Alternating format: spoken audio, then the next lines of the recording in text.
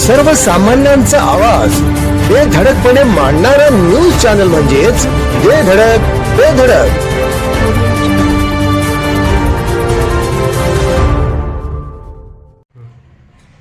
नमस्कार, बेधडक बेधडक न्यूज मध्ये आपल्या सर्वांचं स्वागत आहे.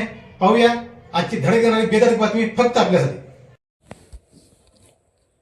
शिरोळमध्ये बांधकाम कामगार सुविधा केंद्रावर मोर्चा, कार्यालयास टाळे ठोकले. इचलकरंजीसह कामगार आयुक्तांच्या आश्वासनानंतर आंदोलन मागे. येत्या 6 जानेवारीला होणार बैठक.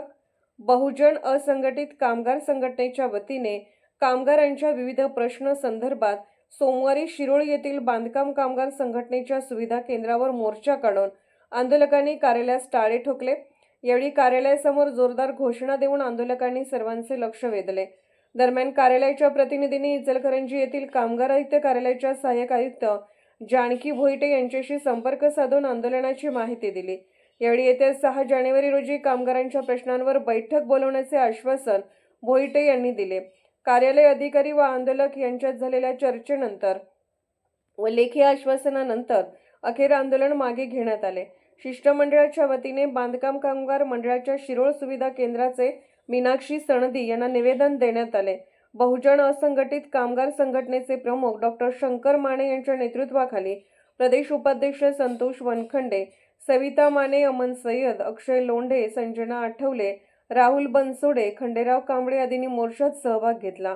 निवेदनात म्हटले आहे की बहुजन असंघटित कामगार संघटनेच्या वतीने कामगारांच्या प्रलंबित मागण्यांबाबत कार्यालयाकडे वेळोवेळी लेखी व तोंडी मागणी केली होती. मात्र शिरोळ येथील सुविधा केंद्राकडून कोणताही प्रतिसाद मिळत नाही.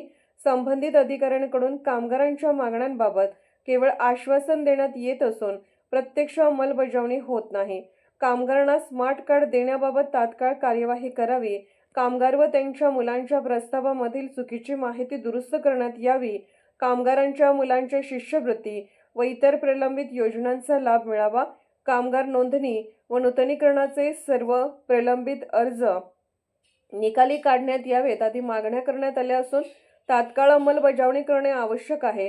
याबाबत पुन्हा दिरंगाई झाल्यास तीव्र आंदोलन केले जाईल असा इशाराही निवेदनाद्वारे देण्यात आला आहे. आमच्या बेधडक बेधडक न्यूज चॅनलसाठी आपली लाईक आमच्यासाठी लाख मोलाची आहे. चला तर मग एक लाईक करा, सबस्क्राईब करा आणि बातमी शेअर करून आम्हाला प्रोत्साहन द्या.